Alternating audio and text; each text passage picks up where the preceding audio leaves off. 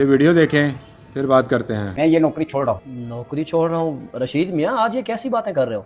मुझसे कोई गिला शिकवा है या तनख्वाह कम है, कोई परेशानी है तो मुझे बताओ। ये नौकरी छोड़ने की बात क्यों कर रहे हो? अगर तुम्हें कोई तनख्वाह का मसला है तो मुझे बताओ, मैं बढ़ा देता हूँ। आपकी तनख्वाह भी ठीक है, फिर भी ये मैं नौकरी छोड़ना चाहता हूँ। ऐसी अच्छी नौकरियां तुम्हें फिर कहीं नहीं मिलेगी, ये मैं बता रहा हूँ। अरे साहब जी, छोड़ने का मेरा भी दिल नहीं है, लेकिन वो मेरा बेटा है ना, वो कहता है कि नौकरी छोड़ दो। मेरा बेटा कहता है कि अब आपके आराम करने के दिन है, आप आराम करो। अल्लाह पाक ने आपको नेक बेटा दिया है, माशाल्लाह, सुन के बड़ी खुशी हुई। और ये कागजात किस चीज़ के हैं तुम्हारे हाथ में? साहब जी, दरअसल बात यह है कि अबू, मेरी पढ़ाई तो मुकम्मल हो चुकी है, लेकिन इंजीनियरिंग की सर्टिफिकेट के लिए प्रोफेसर 20 लाख रुपए मांग रहा है।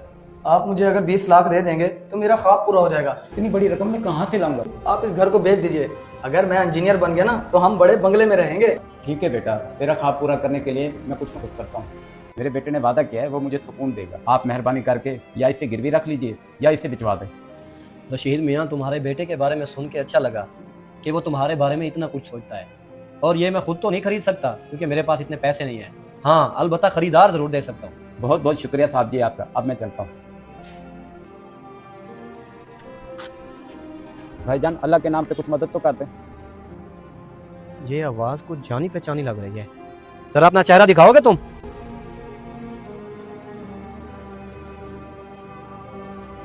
अरे रशीद, तुम्हारी ये हालत, ये सब कैसे हुआ?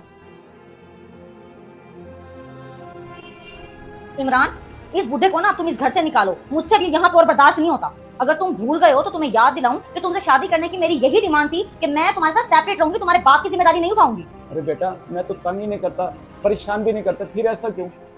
आपसे तो ना मुझे बात ही नहीं करनी। और तुम क्या बैठे बैठे देख रहे हो? धक्के मार के निकालो इन्हें घर से। मेरा बेटा तुम्हारे बहकावे में कभी नहीं आएगा। चुप करें अबू, वो ठीक ही तो कह रही है। हम जवान, आप बूढ़े, आपका तो यहाँ 1% रहना नहीं बनता। निकले यहाँ से, ढीठ बन के बैठे ही हैं। उठिए यहाँ से और दोबारा मेरे घर की तरफ नजर ना करना।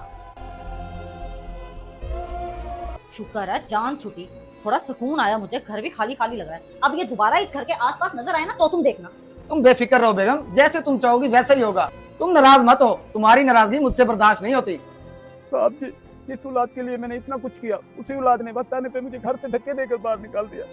मैंने जिस औलाद के लिए अपना घर बेचा, अपनी जिंदगी की सारी जमा पूंजी उसके नाम पे कुर्बान कर दी, आज उसी औलाद ने मुझे तन्हा छोड़कर भीख मांगने पे मजबूर कर दिया। कोई नहीं रशीद, रोने की जरूरत नहीं है तुझे। तेरी औलाद ने तुझे तन्हा छोड़ दिया तो क्या हुआ? तेरा साहब तो अभी जिंदा है ना। चल उठ, मेरे साथ चल। तू अब मेरे साथ रहेगा। मैं पहले भी तेरा ख्याल रखता था ना, अब भी रखूंगा। तुझे रोने की जरूरत नहीं है, आजा। इस वीडियो को देखकर आपकी क्या राय है? कमेंट्स बॉक्स में मुझे बताएं। जज़ाकल्लाह।